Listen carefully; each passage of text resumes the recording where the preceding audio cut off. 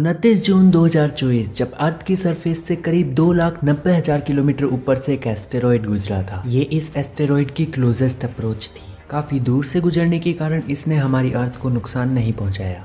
पर क्या साल 2032 में ऐसा हो सकता है? क्योंकि वैज्ञानिकों के अनुसार साल 2032 में एक एस्टेरॉयड हमें हार्म कर सकता है। इस एस्टेरॉयड के टकराने से हमें क्या नुकसान होगा और इसका हम पर क्या इफेक्ट होगा, चलिए जानते हैं आज के इस एपिसोड में।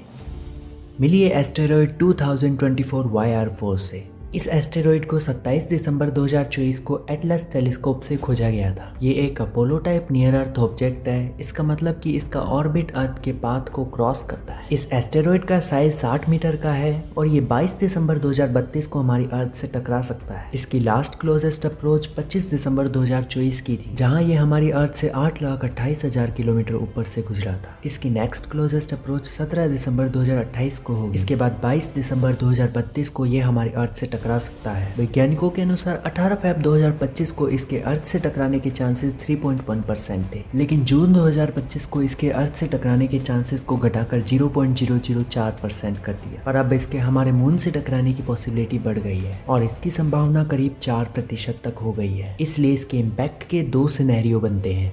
अगर ये हमारी अर्थ से टकराता है तो ये 5 से 10 मेगाटन TNT के बराबर होगा, जिसका एक्सप्लोजन एक न्यूक्लियर एक्सप्लोजन के बराबर है। अगर ये कहीं पॉपुलेटेड एरिया में गिरता है तो बिल्डिंग्स कुछ सेकंड्स में ही कई किलोमीटर तक नष्ट हो जाएगी और इसकी शॉकवेव के कारण 10 से 20 किलोमीटर दूर तक तबाही होगी। अगर ये कहीं ओशियन में टकराता है तो इम्पैक्ट साइड से लगभग 10 मीटर ऊंची लहरें उठेगी और ये लहरें कई किलोमीटर दूर तक सब कुछ तबाह कर देगी। साल 2013 में चेल्याबिंस्क लोकेशन पर एक 20 मीटर के एस्टेरॉयड का पावरफुल एयर बर्स्ट हुआ था। इसने विंडोज की ग्लासेस को ब्रोक करके 1500 पीपल्स को हार्म किया था, पर एस्टेरॉयड 2024 YR4 उससे करीब 3 गुना ज्यादा बड़ा। इसमें दूसरे सिनेरियो के अनुसार अगर ये हमारे मून से टकराता है तो इससे कई लार्ज क्रेटर फॉर्म होंगे। इससे अर्थ के ऑर्बिट और एटमॉस्फेयर में कई सारे मेटेरॉइड्स आ जाएंगे जो अर्थ से कभी भी टकरा सकते हैं, लेकिन इनके टकराने की पॉसिबिलिटी काफी कम है।